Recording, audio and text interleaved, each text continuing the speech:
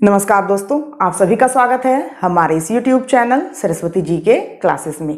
दोस्तों, आज की क्लास में हम झारखंड के खनिज संसाधन के क्रम में जानेंगे कि यहाँ पे कौन कौन से खनिज पाए जाते हैं, किन किन क्षेत्रों में पाए जाते हैं और इसकी कितनी मात्रा यहाँ पाई जाती है। यानी कि जो भी खनिज से संबंधित महत्वपूर्ण जानकारियाँ हैं, उन सभी जानकारियों को आज हम इस क्लास में समेटने की कोशिश करेंगे, क्योंकि ये एग्जाम पॉइंट ऑफ व्यू से इम्पोर्टेंट है और यहाँ से एग्जाम्स में क्वेश्चन जो है वो पूछे जाते हैं। तो आइए शुरू करते हैं आज की क्लास और कंटिन्यू करते हैं झारखंड के खनिजों से संबंधित महत्वपूर्ण जानकारियाँ।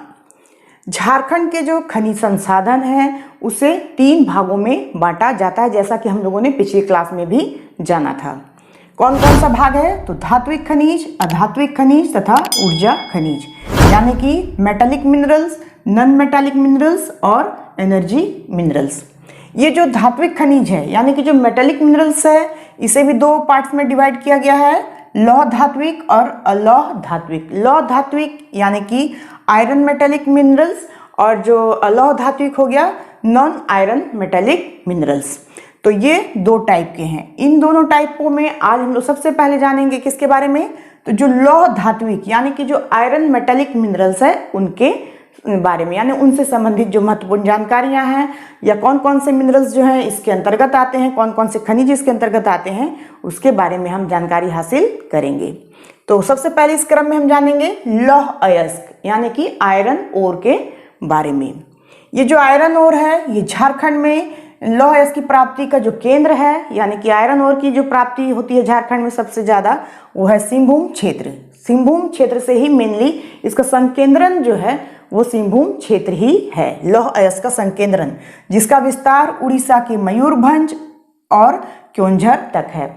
ये जो खनिज की पट्टी है झारखंड की सिंहभूम जो क्षेत्र में है, ये 48 किलोमीटर की पट्टी में फैली हुई है और ये सिर्फ सिंहभूम जिले ही नहीं बल्कि ये उड़ीसा तक फैली हुई है और उड़ीसा के 2 जिलों तक ये इसका फैलाव है। वे जिले हैं क्योंझर तथा मयूरभंज। ये 48 किलोमीटर की पट्टी है।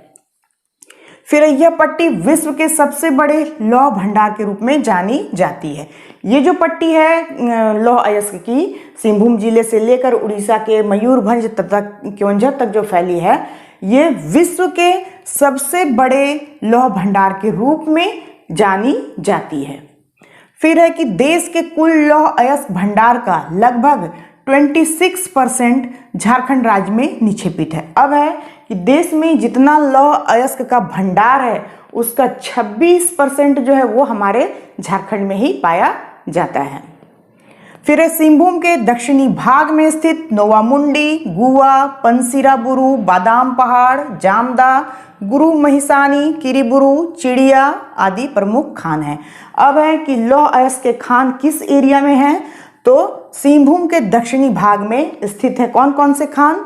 नोवामुंडी, गुवा, पंसीराबुरु, बादाम पहाड़, जामदा, गुरु महिसानी, किरीबुरु, चिड़िया आदि ये प्रमुख हैं। यानी कि और भी खाने यहाँ पे हैं, लेकिन जो नाम यहाँ पे मैंने लिखा है वो प्रमुख रूप से जाने जाते हैं। फिर है कि नोवामुंडी की खान एशिया में लौह अयस्क की सबसे बड़ी खान है। ये क्वेश्चन पूछा जा सकता है कि हमारे झारखंड में वो कौन सी खान है लौह अयस्क की जो एशिया में सबसे बड़ी खान है?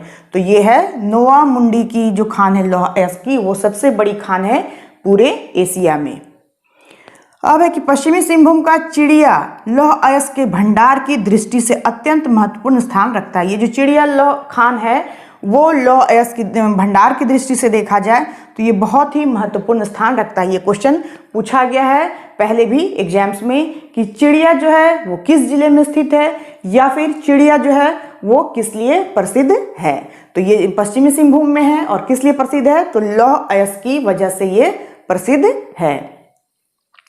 और ये जो है बहुत महत्वपूर्ण स्थान इसलिए रखता है क्योंकि ये लौह अयस्क भंडार की दृष्टि से भारत का सबसे बड़ा निक्षेप है। यहाँ भारत का सबसे बड़ा निक्षेप माना जाता है लौह अयस्क का। किसे? तो चिड़िया को। चिड़िया क्षेत्र है पश्चिमी सिंहभूम में। अब है कि इन खानों से उच्च कोटि का हेमेटाइट वर्ग का लौह अयस्क उत्पादित किया जाता है। ये जो खान जिनके बारे में भी हम लोगों ने चर्चा की है, उन खानों से क्या पाया जाता है? तो उच्च कोटि का हेमेटाइट वर्ग का जो लौह अयस्क का टाइप है उसमें से हेमेटाइट एक टाइप है, और उसी हेमेटाइट का जो उच्च कोटि का हेमेटाइट जो है वो इन्हीं खानों से प्राप्त किया जाता है। फिर हेमेटाइट वर्ग के लौह अयस्क में लोहे का अंश 60 से 68% तक होता है। जो हेमेटाइट वर्ग का लौह अयस्क है उसमें जो लोहे का अंश पाया जाता है वो 60 से लेकर 68% तक पाया जाता है। फिर है कि झारखंड में उपलब्ध कुल लौह अयस्क का 99% हेमेटाइट वर्ग का लौह अयस्क है। कि झारखंड जो है उसमें जितने भी लौह अयस्क उपलब्ध हैं उसमें से 99% जो है वो हेमेटाइट वर्ग का ही लौह अयस्क है। यानी कि मुख्य रूप से यहाँ पे कौन टाइप के लौह अयस्क पाए जाते हैं, तो हेमेटाइट अयस्क जो लौह अयस्क जो है वो पाए जाते हैं। जो मैग्नेटाइट है वो बहुत कम ही क्षेत्रों में देखने को मिलता है। फिर है कि झारखंड में मैग्नेटाइट लौह अयस्क के भंडार पूर्वी सिंहभूम, पलामू, गुमला, हजारीबाग तथा लातेहार जिले में छिटपुट रूप से पाया जाता है। यानी कि सबसे ज्यादा क्या है, तो हेमेटाइट के लिए जाना जाता है हमारा झारखंड। अब आता है दूसरा क्रोमाइट। क्रोमाइट भी एक तरह का खनिज है। झारखंड में क्रोमाइट का संकेंद्रण कहाँ है, तो सिंहभूम के जोजोहातू एवं सरायकेला क्षेत्रों में है। क्रोमाइट झारखंड में कहाँ पाया जाता है, तो ये सिंहभूम के जोजोहातू एवं सरायकेला क्षेत्रों में पाया जाता है। फिर राज्य में लगभग 7,36,000 टन क्रोमाइट भंडार जो है वो मौजूद है। कितना भंडार है, तो 7,36,000 टन जो क्रोमाइट का भंडार है वो मौजूद है। ये अलग अलग बुक में अलग अलग दिया हुआ है, ये वेरी कर सकता है, इसके लिए आप कंफ्यूज ना हो।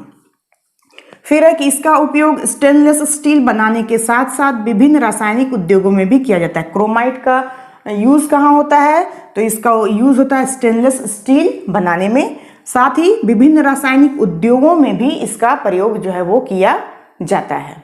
अब हम जानेंगे मैग्नीज के बारे में। मैग्नीज जो है वो धारवाड़ चट्टानों से प्राप्त होता है। यहाँ की जो प्राचीनतम चट्टानें आर्कियन, धारवाड़, गोंडवाना, तो उन्हीं में से किसी न किसी चट्टान से जो है वो मिनरल्स पाए जाते हैं। तो ये जो मैग्नीज है वो धारवाड़ क्रम की चट्टानों से पाया जाता है।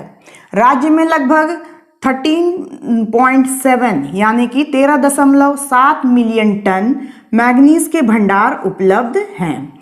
राज्य में कितने मिलियन टन मैग्नीज के भंडार हैं, तो 13.7 मिलियन टन। तो ये भी वेरी कर सकता है बुक्स के अनुसार, यानी कि अलग अलग बुक्स में थोड़े अलग अलग डेटा जो है वो दिए हुए हैं।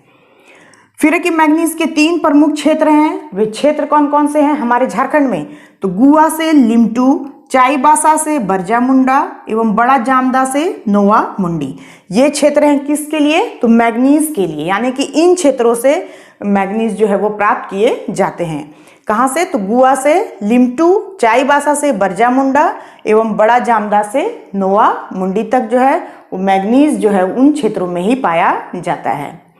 इसके प्रमुख खान कौन कौन से, ये तो क्षेत्र हुए। अब खान जहाँ से ये प्राप्त किया जाता है वे खान है कालेंदा, बंसाडेरा, पंसारी बुरु एवं पहाड़पुर। ये कुछ प्रमुख खान हैं जहां से मैग्नीज प्राप्त किया जाता है। फिर है कि मैग्नीज का प्रयोग किस में होता है, तो मैग्नीज का प्रयोग इस्पात बनाने, सूखी बैटरी व रसायन उद्योग में किया जाता है। इसके अलावा कुछ और भी चीजें थी जो बहुत छोटी टॉपिक थी, इसलिए मैंने इसमें शामिल कर लिया है मैग्नीज के अलावे। तो एक है जस्ता, जो कि ये लौह धात्विक के अंतर्गत ही आता है। तो जस्ता जो है यह संथाल परगना, हजारीबाग, पलामू, रांची एवं सिंहभूम जिले में पाया जाता है। इसके बारे में बुक्स में ज़्यादा डिटेल नहीं था, इसलिए मैंने इसे यहाँ पे ऐड कर दिया है ताकि हमारा जो लौह धात्विक खनिज है वो कंप्लीट हो जाए। तो इसमें जस्ता जो है ये क्या है, संथाल परगना, हजारीबाग, पलामू, रांची और सिंहभूम जिले में ही पाया जाता है। फिर आता है टीन।